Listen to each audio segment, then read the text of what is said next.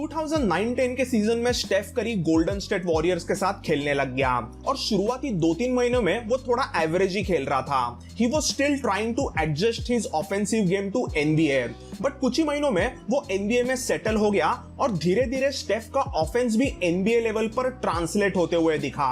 इसी के साथ साथ करी ने अपना जलवा NBA में भी ऑफिशियली शुरू कर दिया था। स्टेफ ने अपने रूकी सीजन में 8 बार 30 से ज्यादा पॉइंट्स किए थे, जिसके वजह से वॉरियर्स फैंस का दिल खुश हो गया था। एक बार तो उसने लॉस एंजलिस क्लिपर्स के खिलाफ एक गेम में 36 पॉइंट्स, 13 असिस्ट और 10 रिबाउंड्स लेकर ट्रिपल डबल कर दिया था। ऐसा 30 पॉइंट ट्रिपल डबल करने वाला वो NBA हिस्ट्री का सिर्फ 6th रूकी रहा था। रूकी सीजन में ऑफेंस पर करी का बॉल हैंडलिंग कुछ बहुत बवाल नहीं था, वो ठीक ठाक ही था। एकदम रूकी प्लेयर्स को NBA के भयानक डिफेंडर्स को चकमा देना आसान नहीं होता है। कोई भी स्टेफ करी को रूकी सीजन में एक अच्छा बॉल हैंडलर तो नहीं बोलेगा, बट ऑब्वियसली करी की जबरदस्त 3 पॉइंट शूटिंग की चर्चा कुछ हद तक NBA के सर्किट में शुरू हो गई थी। स्टेफ ने अपने रूकी सीजन में 166 थ्री स्ट्रोक डाले थे, जो कि तभी का NBA रिकॉर्ड था। ओवरऑल करी ने अपने रूकी सीजन में 17.5 पॉइंट्स, 4.5 रिबाउंड्स और 6 असिस्ट एवरेज किए थे। बट स्टेफ शॉकिंगली इस सीजन रूकी ऑफ द ईयर नहीं बना था। स्टेफ का रूकी ईयर तो अच्छा था ही, बट वॉरियर्स तो अभी भी प्लेऑफ्स के आसपास भी नहीं थे। वो अभी भी स्ट्रगलिंग फ्रेंचाइज थे and they had a long way to go. फिर करी का NBA में सेकेंड ईयर भी एग्जैक्टली रूकी ईयर की तरह रहा। अभी भी वो एक एक्साइटिंग पॉइंट गार्ड था जिसकी 3 पॉइंट शूटिंग बेहतरीन थी, बट किसी को भनक भी नहीं थी कि ये बंदा कुछ ही सालों में NBA का सुपरस्टार बनके एक ग्लोबल आइकॉन बन जाएगा।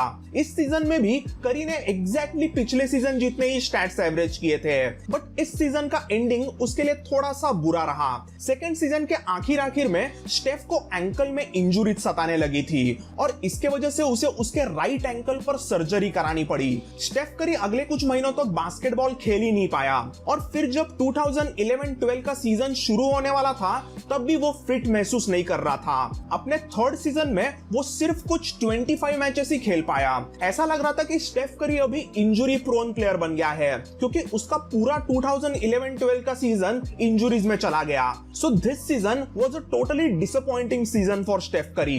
बट इस 2011-12 सीजन के पहले एक बहुत बढ़िया चीज स्टेफ के साथ हुई थी। 2011 NBA ड्राफ्ट में वॉरियर्स ने क्ले थॉमसन नाम के शूटिंग गार्ड को सिलेक्ट किया था और उन्हें उम्मीद थी कि स्टेफ और क्ले की जोड़ी उनकी फ्यूचर बैककोर्ट बन जाए। बट जैसे कि मैंने कहा, स्टेफ का पूरा सीजन तो इंजुरीज में ही चला गया था। सो इसी वजह से हमें स्टेफ और क्ले की जोड़ी 2011-12 में ज्यादा देखने ही नहीं मिली थी। इस डिसअपॉइंटिंग 2011-12 के सीजन के बाद में स्टेफ करी के अंदर एक आग लग गई थी। He wanted to prove himself। उसके तभी कई क्रिटिक्स थे। कोई कहता था कि ये तो सिर्फ शूटर ही है, इसे अच्छा डिफेंस ही नहीं करना था। कोई कहता था कि स्टेफ इंजुरी प्रोन प्लेयर है, स्टेफ की बॉल हैंडलिंग बकवास है। और मीडिया में तो कई लोग वॉरियर्स को ट्रोल भी करने लगे थे, क्योंकि वॉरियर्स ने स्टेफ करी पे भरोसा दिखा के उसे 4 साल का $44 मिलियन का एक्सटेंशन दिया था, जबकि वो इंजुरी से रिकवरी हो रहा था। स्टेफ ने ये सब बकवास सुन ली थी और कुछ ही महीनों में वो कोर्ट पर राक्षस बन के आने वाला था। जब स्टेफ करी अपने इंजुरी से पूरी तरह से उभर के आया, तब उसने 2012 के ऑफ सीजन में कड़ी मेहनत शुरू कर दी। वो अपने आंखों पर पट्टी बांध के ड्रिबलिंग के ड्रिल्स करता रहता था। एक हाथ में टेनिस बॉल और दूसरे हाथ से ड्रिबलिंग, ऐसे कुछ डेडली रिफ्लेक्स के ड्रिल्स उसने शुरू किए थे। उसकी बॉल हैंडलिंग वैसे तो अच्छी थी ही, बट वो अभी उसे उसका हथियार बनाना चाहता था, डिफेंडर्स को नचाना चाहता था। सिर्फ शूटिंग से काम नहीं चलेगी। NBA के तगड़े डिफेंडर्स के बीच में रास्ता बनाना है तो क्विक ड्रिबलिंग मूव सीखने होंगे। करी हर दिन फ्लैशिंग लाइट्स का टेस्ट भी करता था, जिसमें उसके सामने लाइट लगते ही उसे बटन प्रेस करना होता था और उसी के साथ साथ ड्रिबलिंग भी एक टाइम पे करती रहनी होती थी। ऐसे कुछ एक्सट्रीम ड्रिल्स वो हर दिन करने लगा था, बट इनके साथ ही वो नॉर्मल बॉल हैंडलिंग के भी प्रैक्टिस साइड में चालू ही रखता था। इन जबरदस्त प्रैक्टिस सेशन से उसके रिफ्लेक्सेस अभी क्विक होने लगे थे। वैसे ही उसकी 2-2 बास्केटबॉल के साथ ड्रिबलिंग प्रैक्टिस भी शुरू हो गई थी, जो आगे चल के करी की एक ट्रेडमार्क प्रैक्टिस बन गई। सो ये सब प्रैक्टिस सेशंस कुछ एक दिन या 10-12 दिन के नहीं थे। करी 8 से 12 घंटे हर दिन कोर्ट पर ऐसी ही मेहनत करता रहता था। Greatest of all time shooter बनना है तो ये सब करना ही पड़ेगा। वो हमेशा off the dribble quick shots, catch and shoot shots और ऑफ द स्क्रीन शॉट्स, ऐसे दिन भर हजारों शॉट्स लेता रहता था। इन प्रैक्टिस सेशंस में करी को क्ले थॉमसन भी टफ फाइट देता रहता था। वो कहते हैं ना, हीरा ही हीरे को तराशता है, वैसे ही वॉरियर्स के प्रैक्टिस सेशंस में दोनों एक दूसरे को तराशते थे। स्टेफ एंड क्ले एक दूसरे को बेटर शूटर होने के लिए मोटिवेट करते रहते थे। वो दोनों घंटों प्रैक्टिस करते थे और इन दोनों का तूफान एनबीए में कुछ ही दिनों में आने वाला था। इसी में 2012-13 सीजन शुरू होने के पहले वॉरियर्स ने 2 जबरदस्त ड्राफ्ट पिक्स निकाले थे। करी को मदद करने के लिए उन्होंने 2012 के एनबीए ड्राफ्ट में पहले तो वॉरियर्स ने नंबर 7 पिक से हैरिसन बार्न्स को सिलेक्ट किया था और फिर सेकेंड राउंड में वॉरियर्स ने नंबर 35 पिक से ड्रेमॉन्ड ग्रीन को सिलेक्ट किया, जो आगे चल के एनबीए हिस्ट्री का one of the greatest ever second round pick बनने वाला था। करी, क्ले, हैरिसन बार्न्स और ड्रेमॉन्ड ग्रीन, ऐसे यंग लाइनअप ने एनबीए में अपना जलवा शुरू कर दिया। ऑफ सीजन में कड़ी मेहनत के बाद में स्टेफ करी ने इस सीजन रिफ्रेश्ड माइंडसेट से गेम खेलना शुरू कर दिया था and he was looking like a star. Klay Thompson तो अभी भी वैसे एज अ प्लेयर ग्रो हो रहा था, बट स्टेफ करी ने अपनी तबाही शुरू कर डाली थी। वो अभी थोड़ा सा एक्सपीरियंस प्लेयर बन गया था। हर गेम में स्टेफ करी कुछ ना कुछ जबरदस्त 3 पॉइंटर्स ठोकता रहता था। कभी स्टेफ तो कभी क्ले, ऐसे दोनों मिलके एनबीए में तबाही मचाने लगे थे। दोनों के 3 पॉइंटर्स के बारिश के वजह से वॉरियर्स के फैंस ने इस जोड़ी को स्प्लैश ब्रदर्स करके बुलाना शुरू कर दिया। ये स्प्लैश ब्रदर्स का निकनेम स्टेफ और क्ले के जोड़ी पे एकदम जम गया था। बट इन स्प्लैश ब्रदर्स के जोड़ी में स्टेफ ज्यादा डेंजरस था, क्योंकि वो टीम का प्राइमरी बॉल हैंडलर था और वो ऑफ द ड्रिबल भी डेंजरस थ्रीज मार सकता था, जो क्ले की खासियत इतनी नहीं थी। अब स्टेफ करी को सभी एक एक्साइटिंग ऑल स्टार के नजरिए से देखने लगे थे। इसी में 27 फरवरी 2013 को वॉरियर्स वर्सेस निक्स का एक मैच हुआ था और इसमें ऐसे कुछ हंगामे हुए जिसके वजह से स्टेफ करी रातों रात सुपरस्टार बन गया। स्टेफ ने मैडिसन स्क्वायर गार्डन पर निक्स के खिलाफ थ्रीज की बारिश शुरू कर डाली और सबके होश ही उड़ गए। करी ने इस गेम में निक्स के खिलाफ मैडिसन स्क्वायर गार्डन पर ही 54 पॉइंट्स की बौछार कर डाली थी। स्टेफ ने इस पूरे सीजन में 272 थ्रीज मारे थे और उसने रे एलन का most threes in the single season का रिकॉर्ड तोड़ा। करी के बारे में बात करते करते अब तक मैंने एक इंपॉर्टेंट इंसान की बात नहीं की, एंड दैट इज तभी के गोल्डन स्टेट वॉरियर्स के हेड कोच मार्क जैक्सन। करी के इन अच्छे परफॉर्मेंसेस का क्रेडिट कोच मार्क जैक्सन को भी देना ही चाहिए। उन्होंने ही स्टेफ करी और क्ले थॉमसन में विश्वास दिखाया था। कोच जैक्सन ने ही स्प्लैश ब्रदर्स वाली 3 पॉइंट वाली ऑफेंसिव सिस्टम क्रिएट की थी। कोच मार्क जैक्सन ने 2013 में ही बोल दिया था कि Steph Curry and Klay Thompson might be NBA history's greatest ever backcourt. इसी सीजन में आगे करी की वॉरियर्स प्लेऑफ्स में भी एज ए नंबर 6 सीड पहुंचे थे और उन्होंने फर्स्ट राउंड में नंबर 3 सीड डेनवर नगेट्स को हराया भी था। बट सेकेंड राउंड में वॉरियर्स को एक्सपीरियंस सैन एंटोनियो स्पर्स के टीम ने 6 गेम्स में हरा दिया। बट फिर भी इस सीरीज में सभी ने यंग वॉरियर्स के टीम की तारीफ की थी, क्योंकि उन्होंने स्पर्स जैसे एक्सपीरियंस फ्रैंचाइज को कड़ी टक्कर दी थी। इस सीजन के बाद ऑफ सीजन में करी ने उसकी आइकॉनिक अंडर आर्मर की डील साइन की। इस 2013 के ऑफ सीजन में भी करी हमेशा की तरह अपनी प्रैक्टिस तो कर ही रहा था। उसे 3 पॉइंटर्स का बादशाह बनना था। उसकी 3 पॉइंटर्स की भूख कम ही नहीं हो रही थी। He wanted more and more threes, और अगर ज्यादा थ्रीज मारने हैं तो मेहनत भी उतनी ही करनी पड़ेगी। इसी के साथ 2013-14 में भी करी का जलवा शुरू हो गया। वो इस सीजन में पहली बार एनबीए ऑल स्टार बना था, बट लगातार दूसरे साल स्टेफ की वॉरियर्स नंबर 6 सीड रही थी और फर्स्ट राउंड में उनके सामने क्रिस पॉल और ब्लेक ग्रिफिन की लॉब सिटी क्लिपर्स की टीम थी। ये फर्स्ट राउंड सीरीज पर्सनली मेरे दिल के बहुत करीब है, क्योंकि मैंने इस सीरीज का हर एक गेम देखा था and all the games were absolute fun. एक तरफ थ्रीज मारने वाली स्प्लैश ब्रदर्स की वॉरियर्स की टीम थी, तो दूसरे तरफ पेंट एरिया अटैक कर करके जबरदस्त डंक मारने वाली लॉब सिटी क्लिपर्स की टीम थी। Steph Curry versus Chris Paul, Draymond Green versus Blake Griffin और Klay Thompson versus JJ Redick, ऐसे एक्साइटिंग प्लेयर बैटल्स हमें इस सीरीज में देखने मिले थे। And this series went all the way to 7 games. इस सीरीज का गेम 7 तो आज तक क्लासिक माना जाता है। It was a total offensive battle, but eventually fourth quarter में कुछ ह्यूज क्लच शॉट्स के वजह से क्लिपर्स ने ये मैच और सीरीज जीत ली। इस हार के बाद में गोल्डन स्टेट वॉरियर्स ने अपने टीम में थोड़े से बदलाव लाने का फैसला किया। सबसे पहले तो वॉरियर्स ने उनके fan favourite coach mark Jackson को हटाने का एक डिफिकल्ट डिसीजन लिया और उनके जगह पर कोच स्टीव कर को लाया गया। अंडर कोच कर ऑफ सीजन में स्टेफ और क्ले ने और भी मेहनत कर डाली और इस ऑफ सीजन के मेहनत के बाद में स्टेफ करी के साथ साथ ही क्ले थॉमसन और ड्रेमॉन्ड ग्रीन का गेम भी अब एलीट लेवल पर पहुंच गया था। वॉरियर्स ने 2014-15 में स्टीव कर के सिस्टम में हंगामा शुरू कर दिया। मोस्टली स्टीव कर के सिस्टम में स्टेफ करी और क्ले थॉमसन को शॉट्स लेने का पूरा फ्रीडम था। इस वॉरियर्स टीम का गेम एकदम फास्ट और एकदम फ्री फ्लोइंग था, जिसमें स्टेफ एंड क्ले ने तो तबाही मचा के रखी थी। वॉरियर्स के पेरीमीटर और 3 पॉइंटर्स से बार बार शॉट्स पड़ते थे, जिसके वजह से वॉरियर्स के ऑफेंस को डिफेंड करना बहुत ही डिफिकल्ट हो गया था। अब स्टेफ और क्ले ऑफिशियली स्प्लैश ब्रदर्स बन गए थे और उन्होंने एनबीए में पूरी तरह से अपना जलवा शुरू कर दिया था। और ड्रेमॉन्ड भी अभी एक नेक्स्ट लेवल का प्लेयर बन के उभर के आया था। उसके भी डिफेंस, पासिंग और बास्केटबॉल आईक्यू के चर्चे सब जगह पे चल रहे थे। वॉरियर्स को हराना अभी बहुत डिफिकल्ट हो गया था। करी की वॉरियर्स इतनी खतरनाक खेलते थे कि इस सीजन करी 17 गेम्स में फोर्थ क्वार्टर खेला ही नहीं था। करी के साथ वॉरियर्स पहले 3 क्वार्टर्स में ही ऑपोजिंग टीम को धो देते थे और कुछ 20-30 पॉइंट का लीड ले लेते, जिसके बाद में करी को फोर्थ क्वार्टर खेलना भी नहीं पड़ता था। इस सीजन के एक क्यूट मोमेंट में करी ने एक बार कोबी के सामने क्विक ड्रिबल्स मार के उसके मुंह पे ऑफ द ड्रिबल 3 ठोक दिया था और ऐसा 3 खाने के बाद कोबी तो सिर्फ स्माइल ही कर सकता था। सो स्टेफ करी अभी थोड़ा सा अनगार्डेबल हो गया था। उस पे कितना भी डिफेंड करो, उसकी ऑफ द ड्रिबल शॉट मारने की टेक्निक कभी किसी ने ना देखी थी और ना ही कभी सोची थी। बट एक बार ऐसे ऑफ द ड्रिबल शॉट करी ने लिया तो उसका परसेंटेज होता था 45 to 50%। इतने डेंजरस एफिशिएंसी के साथ करी ऐसे कुछ बवाल थ्रीज मारने लग गया था।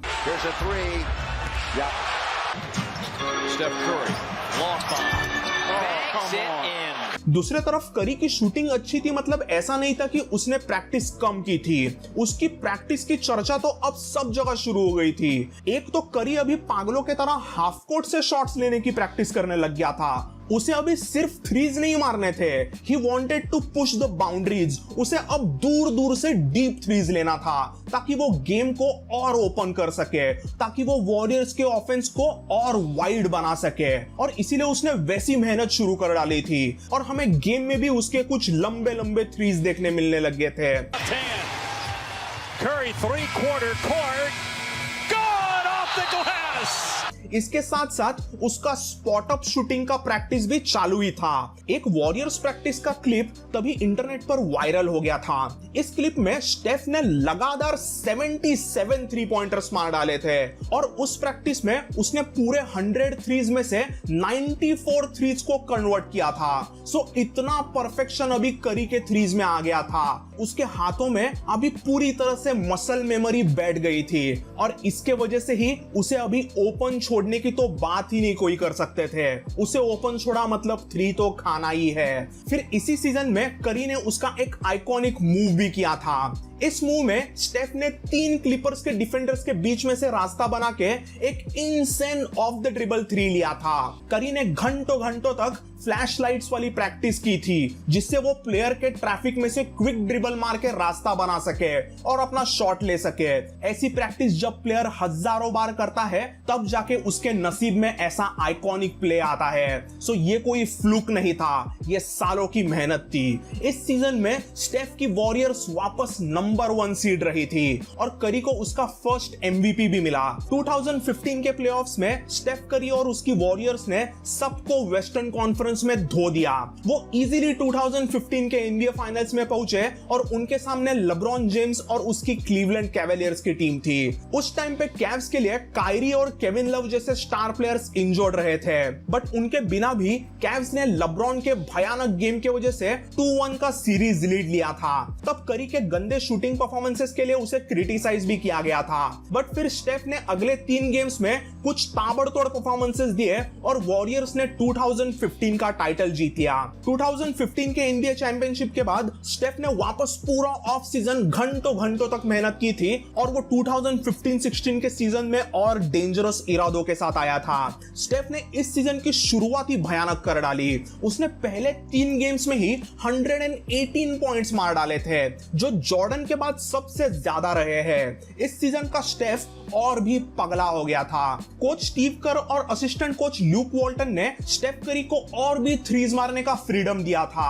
2014-15 के पिछले सीजन में स्टेफ करी ने 8 थ्रीज पर गेम का एवरेज रखा था, बट इस 2015-16 के सीजन में स्टेफ करी ने क्रेजी 11 थ्रीज पर गेम मारने शुरू कर दिए थे। इस ऑफेंसिव एक्सप्लोजन की वजह से वॉरियर्स लिटरली अनबीटेबल बन गए थे। स्टेफ करी इस सीजन एक ऑल टाइम लेजेंडरी ऑफेंस कर रहा था और उसी में क्ले थॉमसन भी अभी एक जबरदस्त 3&D प्लेयर बन गया था। प्लस ड्रेमॉन्ड ग्रीन अपना तगड़ा डिफेंस किए ही जा रहा था। बाकी टीम्स के पास वॉरियर्स को रोकने का कोई भी सॉल्यूशन नहीं था। इस सीजन में ही स्टेफ करी ने उसका ओक्लाहोमा सिटी थंडर के खिलाफ एक iconic off the dribble buzzer beater भी ठोका था। They do have a timeout. Decide not to use it. Curry way downtown. Bang! Bang! Oh, what a shot from Curry! वाकई में इस सीजन की वॉरियर्स मतलब एकदम अनबीटेबल टीम रही थी। उन्होंने इस सीजन में 73-9 का रिकॉर्ड दर्ज किया था, जो NBA हिस्ट्री का ग्रेटेस्ट एवर रेगुलर सीजन रहा। स्टेफ करी ने इस सीजन में 30 पॉइंट्स, 5 रिबाउंड्स और 7 असिस्ट एवरेज किए थे और उसकी शूटिंग एफिशिएंसी 7वें आसमान पर थी। ही एवरेज 30 पॉइंट्स पर game on 50% field goal shooting, 45% 3-point shooting percentage and 90% free throw shooting percentage. यानी स्टेफ करी इस सीजन में 50-40-90 का मेंबर बन गया था। इसमें सबसे माइंड ब्लोइंग नंबर रहा था 45% फ्रॉम 3 पॉइंटर्स। करी ने इस सीजन में हर गेम में 11 3 पॉइंटर्स को अटेम्प्ट किया था और उसमें वो एवरी गेम में 5 तो मार ही रहा था। ऐसे नंबर ना उसके पहले कभी किसी ने एवरेज किए थे और आज तक उसके बाद में किसी ने एवरेज नहीं किए हैं। मैं भी स्टेफ करी उसे आगे तोड़ दे, बट ऐसे इनक्रेडिबल नंबर्स की वजह से स्टेफ ने सीजन में अनबिलीवेबल 402 थ्रीज मारे, जो आज तक एक ही सीजन में मारे हुए सबसे ज्यादा थ्रीज है। सो स्टेफ करी ने इस सीजन में कुछ कमाल के परफॉर्मेंसेस दिए थे और वो NBA हिस्ट्री में सबसे ज्यादा 73 विन्स दर्ज करने वाले टीम का लीडर था। इसी वजह से उसने अपना सेकंड कंसेक्यूटिव NBA MVP का अवार्ड जीता और ये वाला MVP अवार्ड तो यूनानिमस MVP अवार्ड था। यानी MVP अवार्ड वोटिंग में हर एक वोटर ने स्टेफ को ही MVP चूज किया था। Not a single media voter said कि कोई दूसरा प्लेयर MVP होना चाहिए। इतना भयानक स्टेफ का डोमिनेंस था। ये अवार्ड्स एग्जैक्टली कैसे दिए जाते हैं ये जानने के लिए मेरा ये वीडियो जरूर देखना, लिंक इज इन डिस्क्रिप्शन। सो 2016 के प्लेऑफ्स में भी वॉरियर्स NBA फाइनल्स तक पहुंचे थे, बट इस बार फाइनल्स में लेब्रॉन जेम्स, कायरी अर्विंग और केविन लव की त्रिमूर्ति ने कैवेलियर्स के लिए कुछ ऑल टाइम लेजेंडरी परफॉर्मेंसेस दिए और वॉरियर्स को 7 गेम्स में हरा के टाइटल जीता था। सो गाइज, इसके बाद 2016-17 से लेके 2020 तक के सीजन्स में करी के स्टोरी को मैं इन डेप्थ नहीं बताऊंगा, क्योंकि 2016 के फाइनल्स के बाद वॉरियर्स ने ऑफ सीजन में केविन ड्यूरेंट को साइन कर लिया था। सो इसका मतलब 73-9 जैसे तगड़े वॉरियर्स के टीम में अभी केविन ड्यूरेंट आ गया था। तो आगे के सीजन्स के बारे में अब क्या ही बोले। Steph Curry, Klay Thompson, Draymond Green, Andre Iguodala और केविन ड्यूरेंट, ऐसे भयानक वॉरियर्स की टीम ने 2017 और 2018 के NBA टाइटल्स आसानी से जीत लिए और 2019 के NBA फाइनल्स तक भी वो पहुंचे थे, बट 2019 के NBA फाइनल्स में क्ले थॉमसन और केविन ड्यूरेंट इंजर्ड हो गए थे, जिसके वजह से कवाई लेनर्ड के रैप्टर्स ने वॉरियर्स को 2019 के NBA फाइनल्स में हरा के टाइटल जीता था। 2019 के फाइनल्स में क्ले थॉमसन को इतनी बुरी इंजरी हो गई थी कि वो अभी पिछले 2 सालों से बाहर ही है, और उसी में 2019 में ही केविन ड्यूरेंट ने वॉरियर्स को छोड़ने का फैसला किया था।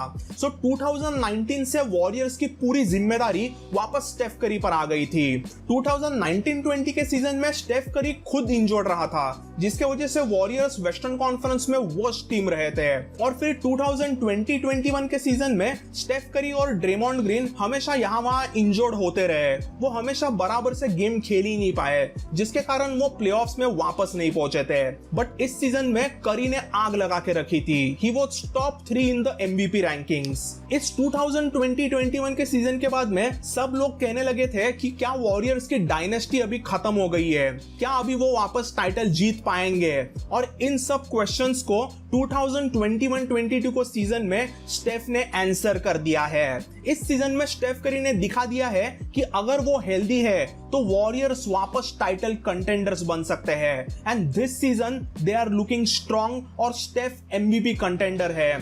तो दोस्तों पिछले ऑलमोस्ट 15 साल स्टेफ ने अपने गेम पर कड़ी मेहनत की है, हर दिन घंटों तक शूटिंग प्रैक्टिस की और अपने शूटिंग वाले गेम को मास्टर किया, और इतने मेहनत के बाद में ही इतने सालों के बाद में उसने इवेंचुअली रे एलन का ऑल टाइम सबसे ज्यादा थ्रीज मारने का रिकॉर्ड तोड़ दिया है। तो आफ्टर ऑल दीज इयर्स आखिर क्या रही स्टेफ करी की लेगेसी? सो स्टेफ करी 2009 के NBA ड्राफ्ट में से NBA में खेलने आया, और उसके जस्ट पहले के 2008-9 के NBA सीजन में न्यूयॉर्क निक्स के टीम ने हर गेम में 28 3 पॉइंट अटेम्प्ट्स का एवरेज रखा था, और वो NBA में सबसे ज्यादा 3 पॉइंटर्स अटेम्प्ट करने वाली टीम थी। और फिर 10 साल बाद 2019-20 के सीजन में इंडियाना पेसर्स ने भी 28 थ्रीज पर गेम अटेम्प्ट किए थे, और वो उस सीजन NBA में सबसे कम थ्रीज अटेम्प्ट करने वाली टीम थी। इस 2019-20 में सबसे ज्यादा थ्रीज ह्यूस्टन रॉकेट्स ने अटेम्प्ट किए थे, और वो नंबर था 45 थ्रीज पर गेम। यानी कि उस 10 साल के पीरियड में सभी टीम्स ऑलमोस्ट 15 से 20 थ्रीज ज्यादा अटेम्प्ट करने लगे थे, और इसका क्रेडिट जाता है स्टेफ करी को।